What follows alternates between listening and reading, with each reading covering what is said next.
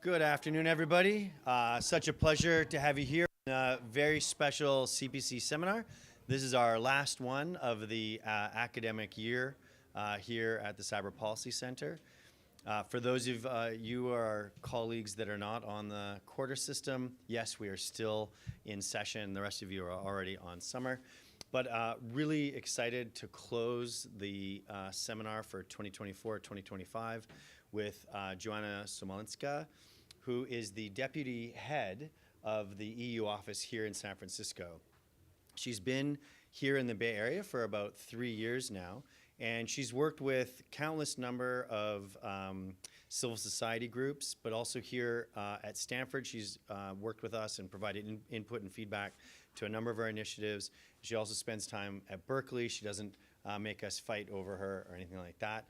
And she's just one of the most engaging and energetic policymakers, and we hope that you enjoy her perspective as much as we do, and then we can see her around here on campus more in the future. So please join me in welcoming Joanna.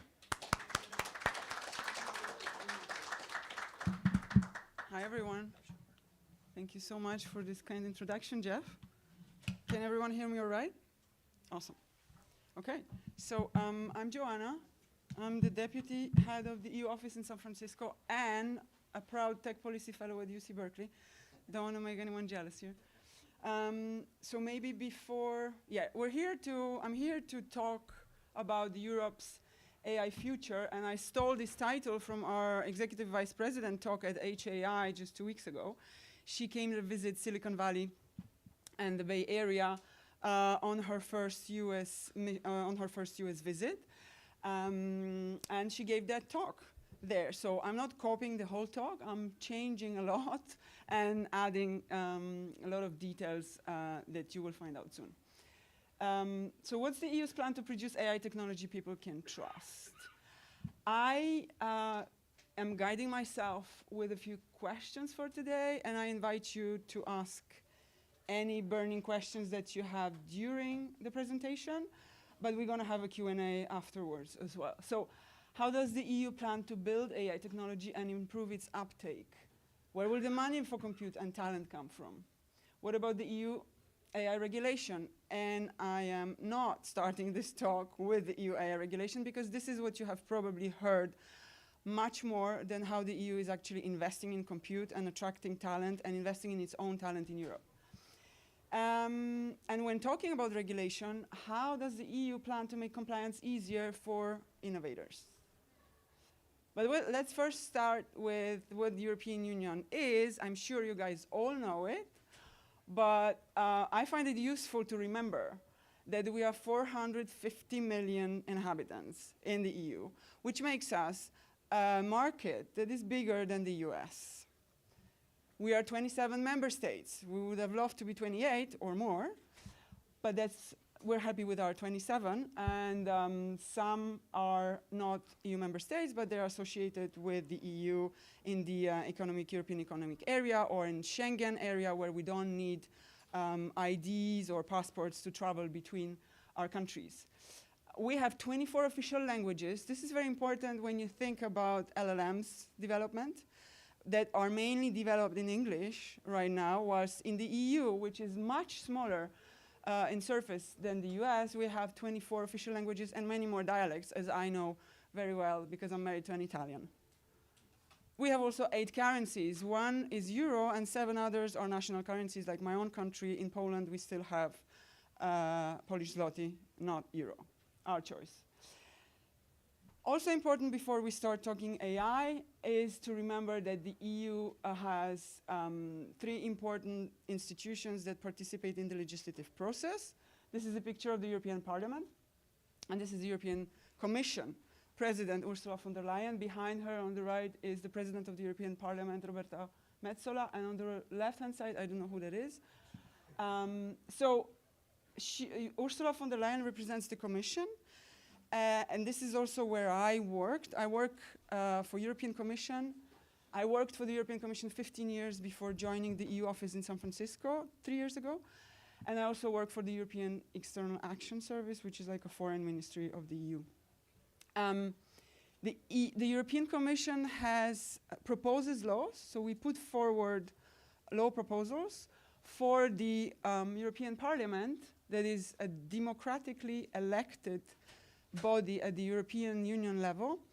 So the European Parliament negotiates those proposals with the Council of the European Union, and Council of the European Union is an EU institution that gathers EU member states.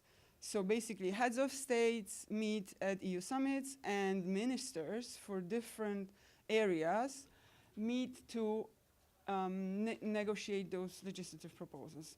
It's important to remember the previous slide and this one, because the EU is a very complicated body, and we still manage to get things done in legislation, and not only.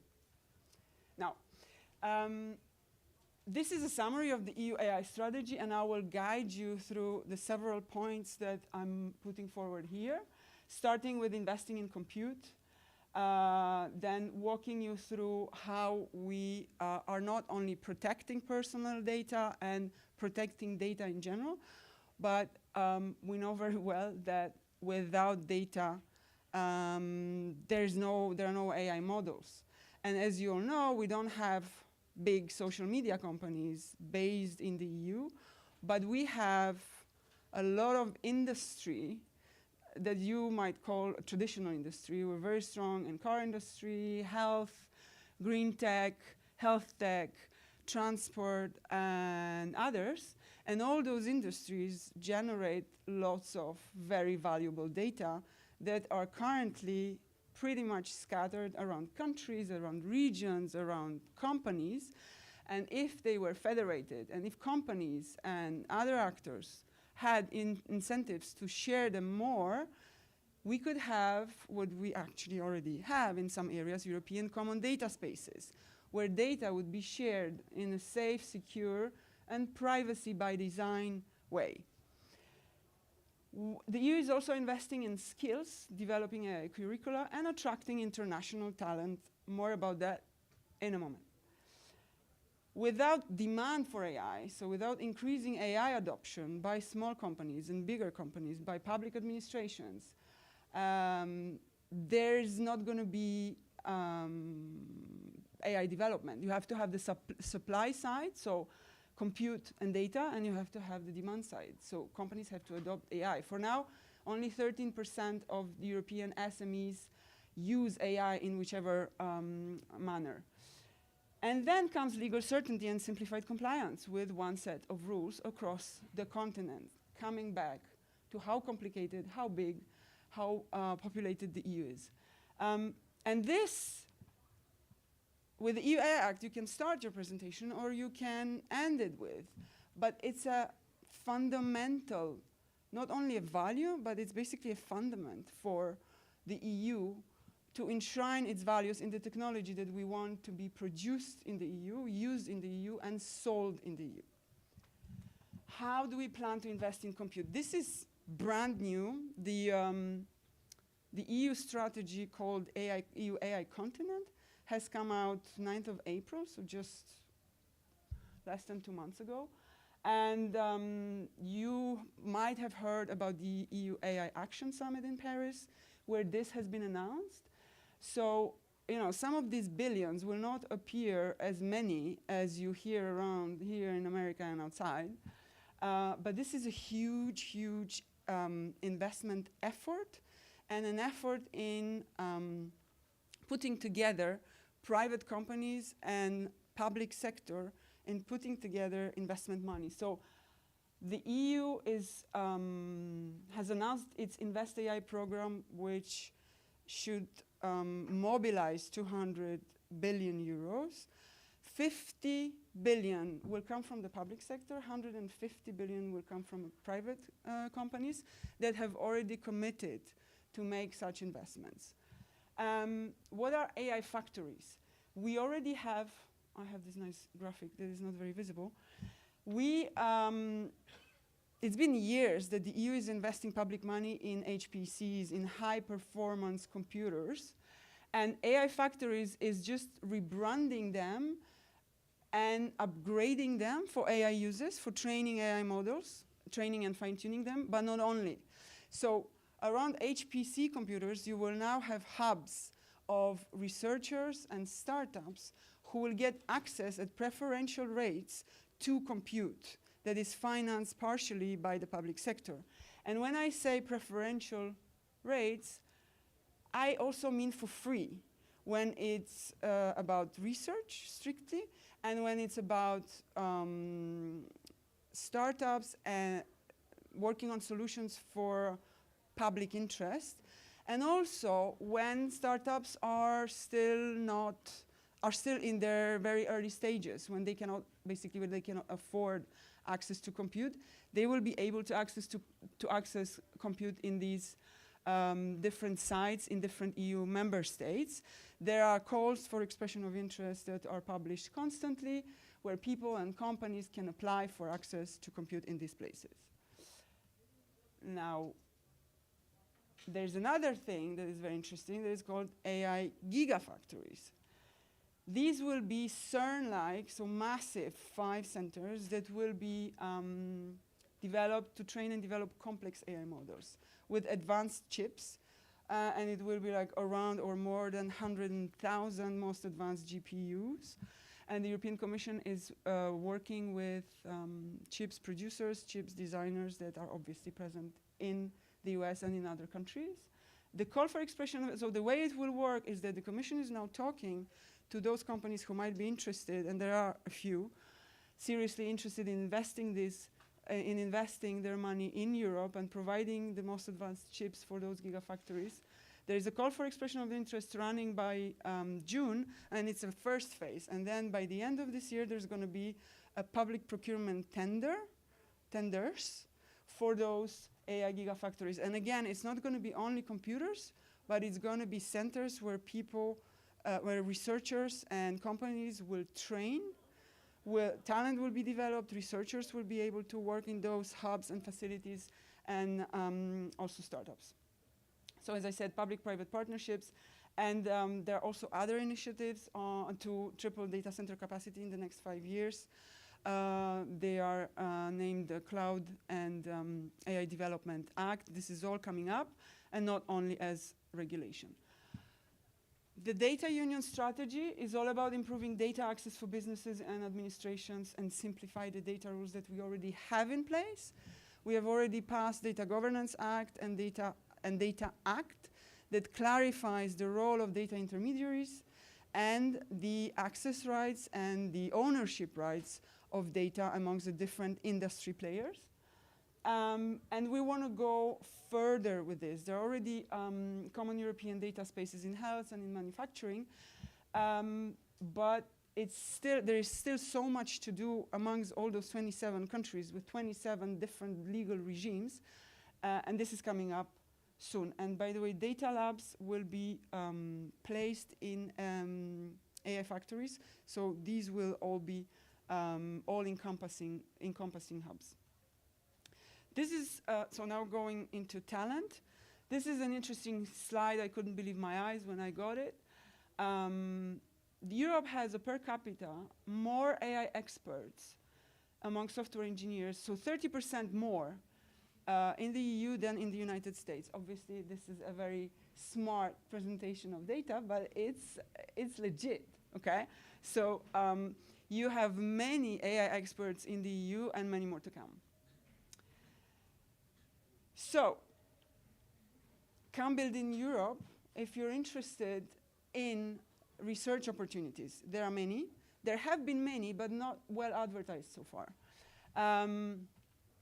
The European Commission has launched the Choose Europe for Science campaign to present those opportunities. And these are international opportunities, so these are not only addressed to the US, these are addressed to non-EU residents and EU residents. And these are millions of public money invested in those programs that are actually currently running. So there are postdoc fellowships that you can apply for before September 10. There are grants for leading researchers that you can apply for before end of August. And there is an ongoing database that is constantly updated for jobs for scientists. And you can just click on any of those things. And I'm not trying to snatch anyone out of Stanford. I'm just here to say that we've always been promoting international cooperation because we can only win with that. And it's not only to build our own capacities, but I can speak to my own experience in Brussels, 15 years, in Poland, 20 years, in San Francisco and Silicon Valley and on the West Coast, 3 years.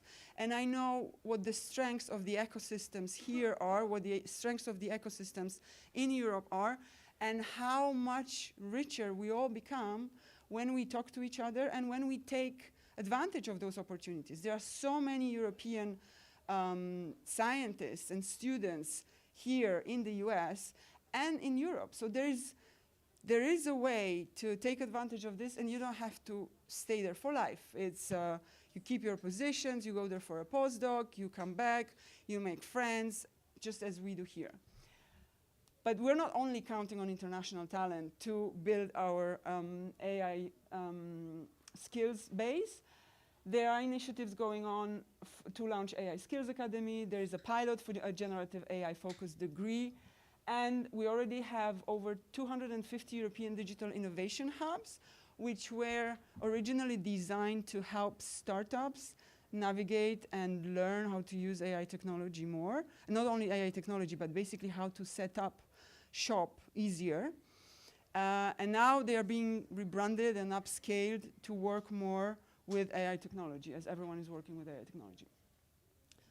Increase AI adoption, another strategy, another bunch of millions to accelerate AI adoption in strategic sectors, and to support businesses and public administrations in developing and deploying promising AI solutions. And here maybe an important point is that we always focus on those sectors and missions mostly on first and foremost in those areas where the societal and economic impacts are the highest, and where we need solutions to solve problems related to climate change, depopulation, transport, environmental challenges, challenges with workforce and AI adoption, and so on.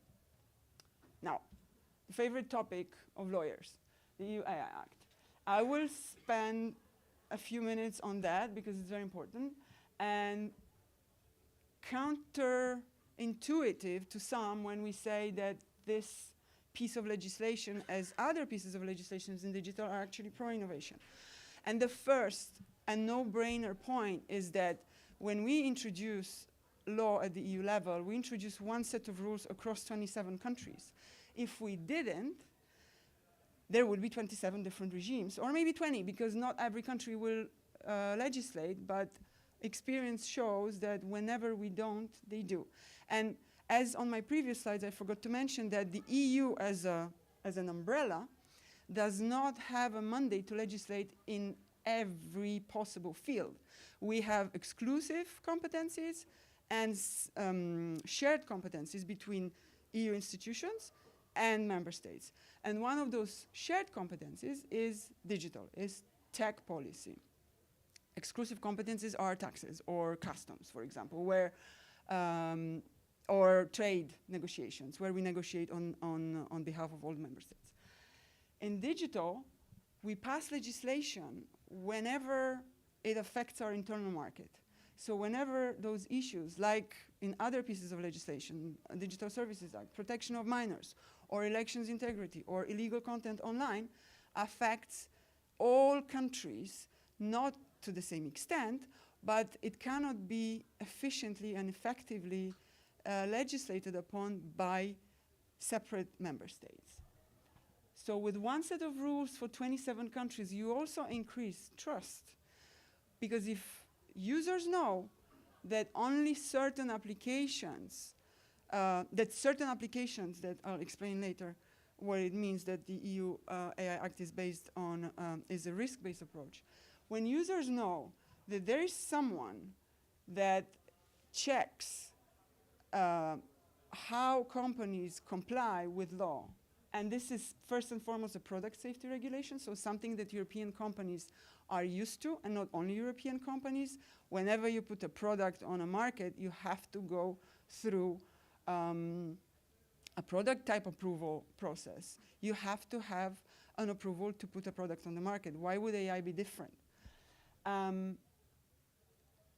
Interesting point not everyone remembers is that the uses of AI that are developed solely for scientific and national security purposes are exempted from the EU AI Act. That does not mean that they are exempted from all EU law. Okay, so first and foremost, before we even start talking about the EU AI Act, the current law, current privacy laws, current liability laws apply. So we're not coming with the EU AI Act into a legal void. There is a lighter regime for open source and for startups. For startups specifically, the EU AI Office, which is like an AI Safety Institute, will open an AI Act service desk very soon to help them with compliance. Now, the EU AI Office is also a very interesting body. It is a body of many data experts, legal experts, and policy people within the European Commission, within the DG Connect. It's like a separate agency, but it's not a separate agency. And it is responsible for the enforcement of general purpose AI model providers. So there is a centralized enforcement for those biggest providers of general purpose AI, and decentralized enforcement at the EU member states level with market surveillance authorities that have existed for years and that have been dealing with product safety issues for years. It is a risk-based approach to AI applications, so we do not target technology, but we target AI applications. But we also cover general purpose AI models because we could not cover them. What does it mean, a risk-based approach? It means that only 5% of all AI applications is actually regulated by the EU AI Act. And those are what we call applications that we basically don't want to accept the AI being used in them. And the examples are, for example, social scoring, or real-time biometric recognition, or subliminal techniques that would manipulate vulnerable groups. And there are many more. It's all basically everything that I'm saying is publicly available online. Those prohibited practices have been in application since February, and there is a very helpful guidance document that has been published in February about those. Then you have high-risk applications, which are allowed, but they are safety requirements, risk assessment, and risk management requirements, and risk mitigation measures have to be applied by developers and deployers. And examples of such high-risk uses are basically everything you can think of where you would not want an algorithm to decide about your or your kid's future. So it's about access to education and training and the way you evaluate students. It's access to healthcare. Access to, obviously, insurance is a big issue here. Access to employment. Remote biometric identification. The dates that I'm putting here is for when those requirements are coming into force. So there's still time for those. AI in medical devices and toys. This is a separate category that we basically are, with the EU AI Act, we're adding to the existing product safety regulation where companies who are active, who are producing medical devices already have to do. They already have to go through compliance assessments. And if they embed AI in their products, they have to add certain elements from the EU AI Act. And then you have all the limited risk and minimal risk applications like chatbots, virtual assistants. Obviously, we can have an endless discussion whether chatbots are of limited risk. And this is and will be covered by EU tech policy. Recommendation algorithms, your playlists. And minimal risk spam filters in your emails, productivity tools, and navigation systems are basically unregulated. Sorry, here you have to have transparency requirements. So for all those AI systems, the users have to be informed that they are interacting with an AI system and not a human. And there is a requirement to label content that is generated by AI. Now, this is not prescribed in the legal act yet, how it is supposed to be done, but this will also come in the form of guidance. Okay, we're almost there. So yeah, I wanted to touch upon how the EU AI Act regulates general purpose AI models. You basically have two populations. You have all general purpose AI models and those that come with high capabilities or a systemic risk. So those who are not in the second category they are basically pretty light requirements for transparency for downstream providers so that they know what models they are dealing with, and it's not a black box. And free and open source, free is an important word here. Free and open source models are exempted from those transparency requirements unless they are in the second category. Then you have, they have to establish a copyright policy and provide for a summary of the content that they used for training. And those requirements will apply as of next year and the year after. Now, those big guys with high capabilities and systemic risk have been defined as those models that have been trained with at least 10 to 25 floating operation points, or they can be designated by the EU AI office on the basis of other features, like capabilities or the number of users. They have to do more than those model providers that are not considered systemic risk. They have to provide for model evals. They have to provide for red teaming, third-party red teaming, adversarial testing, and so on. They have to run risk assessments and propose mitigation measures. They have to run incident reporting. They have to have adequate cybersecurity and additional documentation. Codes of practice, if you want to ask me later. And those requirements for GPI, for the biggest GPIs or those with highest capabilities will apply as of August this year. Code of practice is very relevant here because there is to make sure that the implementation of the EU AI Act for those general purpose AI providers is easier and more practical. Those providers are working together with academia and NGOs in a structured process and a multi-stakeholder process divided in working groups, and they are working on different drafts, 3 of which have been published already, also for public consultation. And the last one is coming up soon because the compliance deadline is kicking in the 2nd of August. Oh my God, elephant in the room, the startups. Basically, when you think about the opportunities of startups, and not only AI startups, in the EU, you have a number of problems, and regulation is not the main one. It is part of the story, and it is part of the story at the national level, but a big part of the story is access to capital. Okay, as you see on the slide, the capital raised by AI companies in the US last year was 47 billion. In Europe, it was 10 billion. And we have lots of talented startups. Do I have a slide of it? No. We have 7,000 startups that are active in AI, but we don't have as deep pockets. And our pockets are fragmented. And our savings in Europe all sit, or most of them, are sitting on our savings accounts. So the EU is coming up with another brilliant strategy that used to be called Capital Markets Union, and now it's called Savings and Investments Union, that will basically is trying to free capital for easier access for those companies, those innovators that have brilliant solutions, so that this gap is smaller.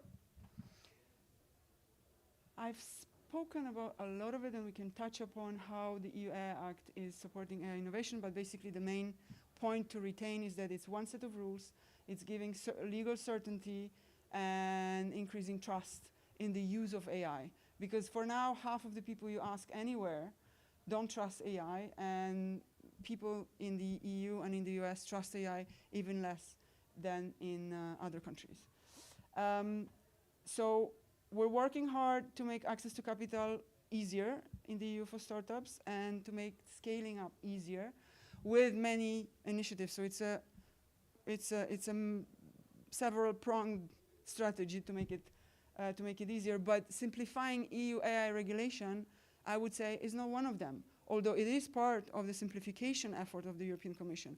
But what we need more is simplification of red tape at national level, at the EU level as well. But first and foremost is to make access to capital easier and to make scaling up easier and to make setting up companies in European countries easier. This is just a summary. And thank you for listening. And come to Europe. I'm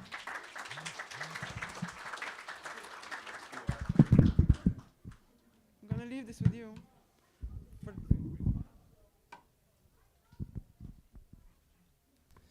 That QR code was for those of you that are interested in going to Europe as a scientist or researcher. So Joanna sneakily advertising for that. But it is like a huge topic of the moment. So before we dive into that, thank you so much.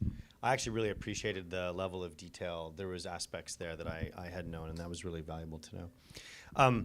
Let's talk about talent first. So obviously there's huge changes in the way that the federal government is supporting and about to support research here in the US. And we're hearing a little bit less around AI, whereas in Europe, you're clearly trying to invest in AI and invest in research. So can you tell us a little bit about how the EU is thinking about talent? Is it about attracting around those giga-factories and the AI factories, or is it sort of creating Silicon Valleys within the EU? Do you have a sense of how they're thinking about it more broadly? Yeah, thank you for the question. It is a strategy that is broad. So I would say that the answer to your question is all of the above, all of those elements. Attracting the international talent is something that we've always done because we believe in international cooperation and in the value that it brings to all those involved. But it's just a part of it, and it's actually the making it more visible is part of our effort to communicate better about what we do in the EU to make the EU more attractive, because there's so much happening in the EU that is, people are so focused on actually working on those initiatives, especially in the public sector, which is where I work, but I also work in private sector, that we don't remember to communicate about those things and to make them known. If you wanted to, I don't know, Google now research opportunities, the QR code would come up and the link will come up. But 2 months ago, it wouldn't. Something else, or like so many web pages will come up. So one thing is communication. But coming back to how we're thinking about talent in the context of the EU and public investment and public-private investment, I would say, is to first work with what we have. We have wonderful universities already and computer science programs, and add to that and tell the students to start thinking more about transforming their ideas into concrete projects. And on the EU side, there are so many initiatives, so many calls for expression of interest to get some seed money to work on observing the Earth with satellites, to work on health tech solutions, to work on upscaling the capacities that we have right now. So this is all being concretized now in the EU AI continent strategy and those AI factories. As I said before you had HPCs, and now you're going to have hubs around those AI factories, and EU member states are working together with the companies that are, with the industry, with the traditional industries that are working already with European startups, because as you know very well, it's not the car companies that will just find solutions based on AI for themselves. Startups do that for them. And startups come from universities. Startups come from ideas. But we don't have yet enough this maybe grit, and we're a bit more afraid of risk. So you said, do we want to create a few Silicon Valleys in the EU? Ideally, yes, but those Silicon Valleys that would give access to compute to those who are developing solutions for the most pressing societal challenges. Great. I think you maybe have answered this question, but one of our online viewers, Spencer Gusick, was noting that there's many AI startups that theoretically could go to the EU, but choose to stay in the US. Do you have some more suggestions about concrete benefits the EU provide, like that the compute that you were talking about there, maybe the capital with that savings approach? So concrete things that would make it easier for them to head over there. Yeah, so I can also share examples of the companies that are based here and have just set up shop in Europe. I have just learned about one today. I can share the name and their experience. So I think access to compute is a very, very concrete perk of going to Europe. Another thing is access to talent. Another thing is the, how should I put it, lower cost of living. And for investors, there's still arbitrage opportunities because of the valuation. Valuation of startups is still lower in the EU than here. What else? I think this is already a lot, and there are opportunities but I don't want to oversell, because the opportunities that I'm talking to the European startup founders in Europe are for European companies, but use the researchers route when it comes to funding. I want to switch topics a little bit to one of your other questions, which is around adoption. So here in the US, one of the major challenges that corporations, for example, are facing is the CEO is told, hey, you need to become an AI forward company. The CEO says, okay, I'm going to invest a bunch of money. CTO goes out and buys compute and then says, okay, you've got it, and nobody uses it. And so places like the chief human resources officer is being told, like, why are people not using AI? So one of your main questions that the EU is sort of grappling with is building trust in AI, but also to increase adoption. As you pointed out, without adoption, the whole thing sort of falls apart. Could you say a little bit more about how maybe you think about adoption either here in the US versus in the EU, or what some of the ways that the EU is approaching it to really try to drive that adoption? Because it seems to be a huge stumbling block here in the US. Yeah, so in Europe, it's happening because everyone is now talking about AI solutions and increasing productivity with AI, but there is a lot of knowledge still needed, and the upskilling. I can talk about what the EU does, and you have 27 countries, but you have 250 hubs that already exist. You can basically, as a company, another perk for startups, you can go to that hub and you will be taken by the hand and show solutions that already exist and that you can learn how to use them. You can get access to training for free, and all those programs exist.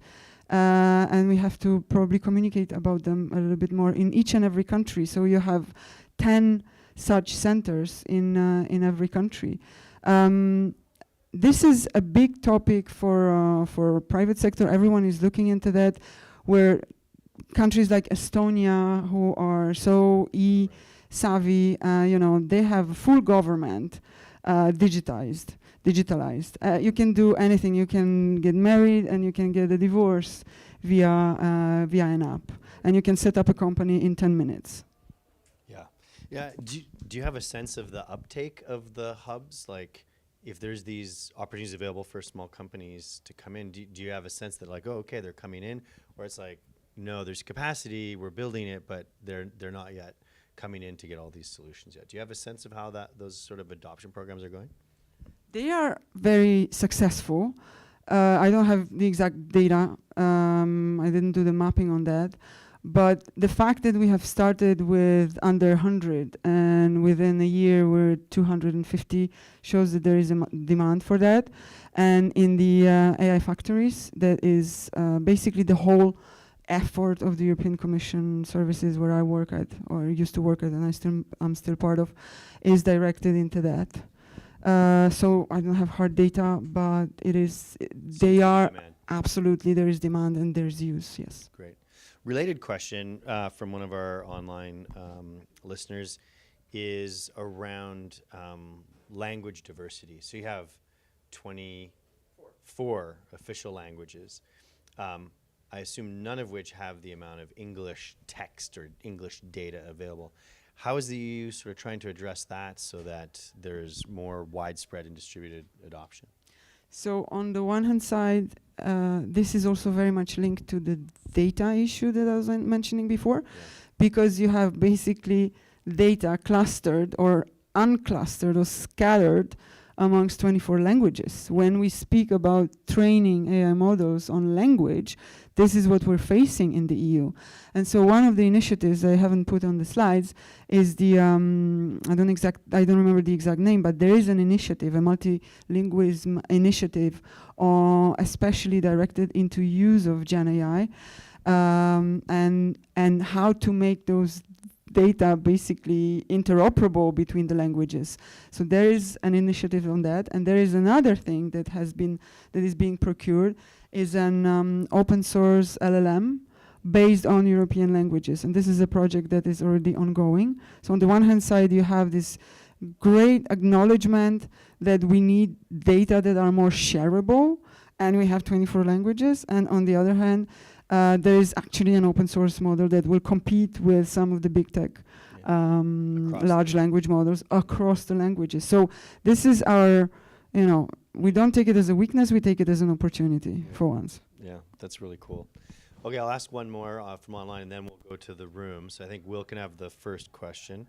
You mentioned this in our talk before, but also during your presentation, this idea of risk and maybe a mindset that here in the US, there's more appetite for risk, both by funders, but also by young people willing to just like go give it a shot and work for nothing for a while. So our online viewer is asking, maybe to a little bit glamorizing it, but do we see a rush of like 21-year-olds heading to Europe, dropping out of college and just trying to take advantage of some of these opportunities? Or does the risk somehow change within the EU because of the, let's say, safety nets that have been put in place around the uniform legislation, the risk-based approach?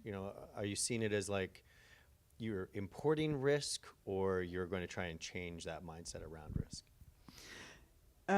It's not going to change from one day to another, and it is changing. But when thinking about our experience here in San Francisco, Silicon Valley, Bay Area, it is striking to see how people take risk here more than in Europe. And we obviously ask ourselves, why is that? And there are many answers to that.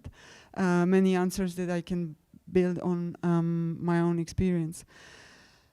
It is linked to the fact that you have, so the risk-taking part is for sure linked to the fact that you have less safety net around. But I think even more than that, you're basically encouraged to risk-taking.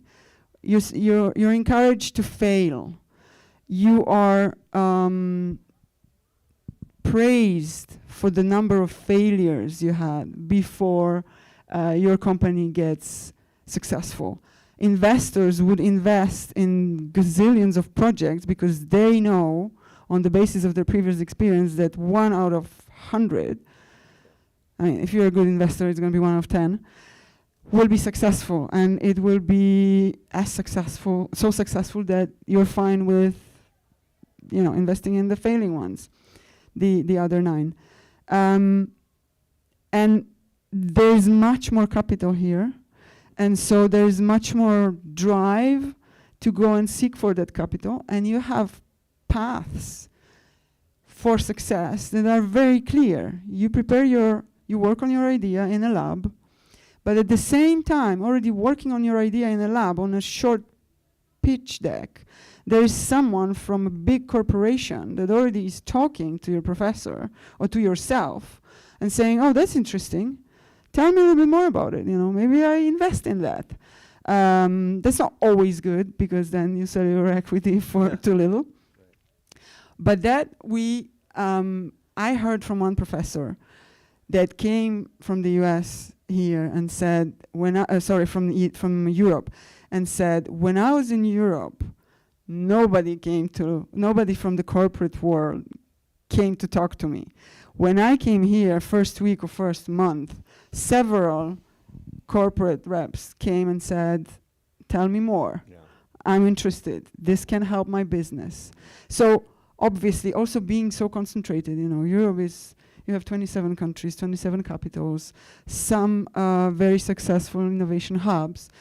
Here, you land in San Francisco, you pay an extraordinary amount of money for your rent, but you can share a space, and you have access to all those investors and innovators and incubators. And you have those accelerators at Stanford, at Berkeley, at any UC, at any university. You start very early with teaching kids and students how to present their ideas, how to talk about how they're better than the others, and then how to get questioned, how to put your own experience into perspective, how to create your unique value proposition. I didn't know it was a thing, a unique value proposition, before I came here. Yes, I've learned some of those here as well. Great, thanks, Joanna. Will. Hi, thank you so much for this. It's so interesting. I had a couple of questions about enforcement.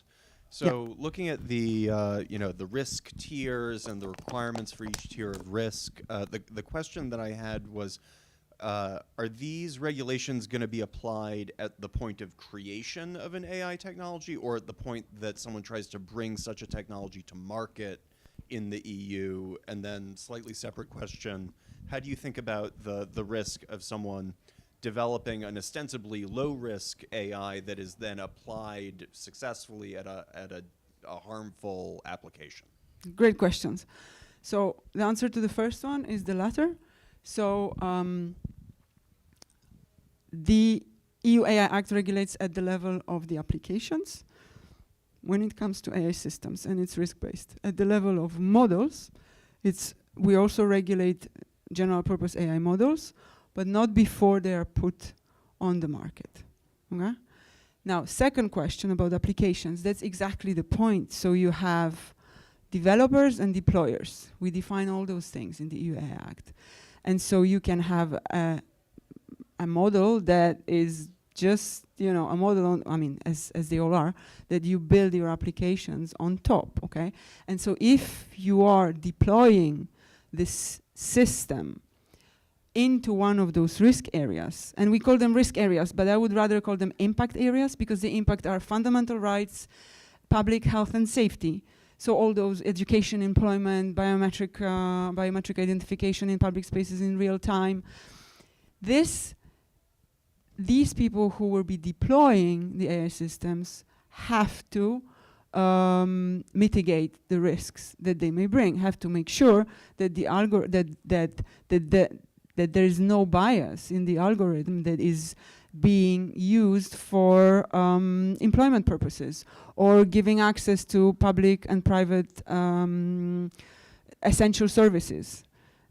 I don't know if it was clear enough, maybe not. He has a follow-up, and then. Yeah, sorry, I was just going to say, that helps to clarify. But then, there are sort of second-order questions about, how do you do the testing so that, so if I bring, a content recommendation tool to market, am I on the hook, or is the EU, institutions on the hook for then testing basically red teaming it, saying, let's make sure that this can't also be used to do these high risk things? So the red teaming and the evals have to be done at the model level, and then the model providers will define for which purposes these models can be used. So that's the level of the general purpose AI model providers. And then you have an additional level, an additional responsibility of you providing for a content moderation AI powered app. And if you, I cannot think of an example. So there is a responsibility link between the model providers and the contract that you will have with the model providers. That's why the model providers have to provide, if they are not high risk, they have to already provide a lot of information and documentation to you as a downstream deployer. And then, if it's not a high risk use, so your content moderation, if it's not a high-risk area, then you have lower requirements. But the EU AI Act, as the legal act, does not prescribe many of this, because the law defines the objectives and the requirements, whilst things like code of practice that is being developed now is meant to help with the implementation and clarify many of these questions. And there are also guidelines that the Commission is putting forward. So as much as you wouldn't put concrete examples in the legal act, the Commission is empowered to put forward implementing and delegated acts as a secondary legislation, but also guidelines that are helpful. And then you have your AI office support desk where you can ask all those questions. Did you have a follow-up, or? Let's give Ben. Do you want a mic? And then we'll go to you in the back. I am concerned in medical development once it's out in use. Do you have a board that once a year looks at adverse effects of the approved programs? How are you going to monitor it? Is it up to the company to police itself? And we know how well that may work or may not work. So that's my concern. I see here with AI products, one of the hindrances to its application acceptability is trust in ongoing use and monitoring of the outcomes. So those companies that are in scope of the regulation, they will have to report on how they police themselves, as you call it, because they will be policing themselves, but according to this law. And they are in each and every member states, there are market surveillance authorities that are the supervisory authorities designated for those companies that are not supervised by the European Commission EU AI office, that supervises the biggest general purpose AI model providers. So law applies, and there's going to be monitoring, and they are required to provide for reporting, and they're going to be, this is going to be checked and balanced, yes. Yes. I think we'll do here, and then if we have time, one more. So first of all, thank you for the great talk. As an AI researcher from Europe, I'm very glad to hear that we're stepping up our AI game. You talked a lot about the compute, and hand in hand with compute goes a tremendous demand for energy. And Europe, of course, wants to be a pioneer in sustainable energy as well. So I was wondering, do you see a sort of challenge of balancing, on the one hand, adhering to our sustainability goals, and on the other hand, also pushing our AI compute forward at the same time? So, yes, of course, and it's not a problem that we learn about today or even last year. The EU has been at the forefront of making its energy sustainable and producing more. Also, in relation to the war on our eastern side, we have completely decoupled from the almost completely decoupled from the Russian energy sources. But when it comes to sustainability, I have one data point in my head because I just looked at that particular country. But so in France, 95% of the energy is already completely green. In the Nordic countries, probably close to 99, but don't quote me on the last. The 95% is verifiable information. Other countries are working towards that. My own country, you know, a very traditional coal industry, but with the new government, it's changing as well. And whenever you have whenever you have a pro-EU government, all those countries adhere to sustainability values, and not only values. These are like, by 2050, we have to be, you know, we have the climate targets, we have to be 100% energy clean, and there's going to be more and more demand for energy when it comes to AI uses. And again, France, thank you for the provider of the data. They have some resources that are still up for grabs, and like companies are queuing basically to use these energy sources. Thank you. Great. One last question over here, and microphone's on the way. Yes, thank you for coming and sharing with us today. I work in AI research, and we were talking about risks, and so regulatory compliance is a risk. But quite often the way, at least we approach it in our research, is it's a downstream risk, right? When we're doing the first initial setting or training of the models, a lot of it is unsupervised. We just take a ton of data. We don't even worry about a lot of the issues that you talk about. And then if you are going to really try out those models, let them scale, let them find different applications, it would seem that if you can do that in an environment where there is lower regulatory risk, like here in the United States as opposed to the EU, that would be the natural first place where those things would be attempted. And also, you have a lot of innovation risk in your models and your algorithms. You don't really know, a lot of behaviors are emergent and things like that. So again, you don't want to have this hanging over your head that every little algorithm that you're going to try or every little combination of fine-tuning you're going to do, you have to worry about all these regulations and all these compliances. So even if you're doing all these other things to help lower the risks, like you talked about with funding or talent or even power or those other ones, it seems like it's going to be hard to overcome this. And even if I was a startup in Europe, maybe in the first initial stages, I might take advantage of your data, I might take advantage of your free compute, maybe even some of the talent. But when I really want to come and try to scale up my enterprise and the uses, I would come here to the US because I'd have less burden and less regulatory risk to face. And only after I've really proven something out successfully that I would then deal with the downstream compliance costs to maybe retrain models or to do other types of things to fit into your compliance so I can take advantage of your 450 million person market. But to me, it would be a secondary thing, so that I'm worried that you're structurally always going to be behind.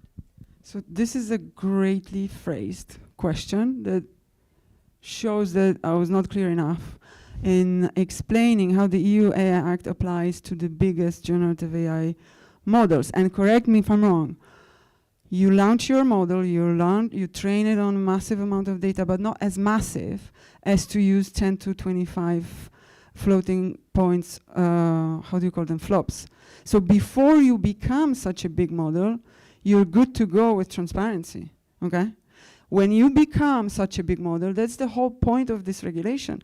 So it's an asymmetric regulation. When you are high capacity or systemic risk or both, you need to comply with more stringent regulation, because otherwise we're going into CBRN and we're going into basically biased algorithms running our lives. But before you reach that threshold, you're good to go. And so build in Europe, guys. Does that distinction help with your concern? Because there, with my understanding, the lower level is just a transparency requirement, not a regulatory. And copyright summary. Because, Well, hello. I guess it'll be interesting to see how it evolves with, companies like OpenAI, which aren't so open. It's a misnomer, I guess, the name, oxymoronic. That as the EU rules start to come into effect, and how they actually manifest that compliance. And because to date, these things haven't hit, so people have proceeded in this fashion. So I think it would be interesting to see how it does. And if it really does start to have teeth, and it really then filters back into the earlier stages of the model training, then yes, then I think that would be the case. But if it goes a different direction, then people may still try to do things here because you don't have that worry where you can still bring in lots of things, not worry about the biases and all those things until later. So here you have the EU market that is 450 million people that you don't want to forego, and there's a lot to do before you reach that threshold of being high capacity. I think we need to probably explain it better, because if AI researchers, don't see that clearly, others won't either. And what did I want to say? One big, giant final remark that makes so much sense and is beautiful. Yeah, come to Europe and build in Europe. What did you expect? Fantastic. Thank you so much, Joanna. Please join Thank me. you, Welcome. guys. Thank you, Mary. I think a perfect way to end this year's seminar here at the Cyber Policy Seminar as the summer comes. Let's all go to Europe and do some AI there. Thanks so much, Yeehaw. Joanna. Thank you. Thanks, everyone.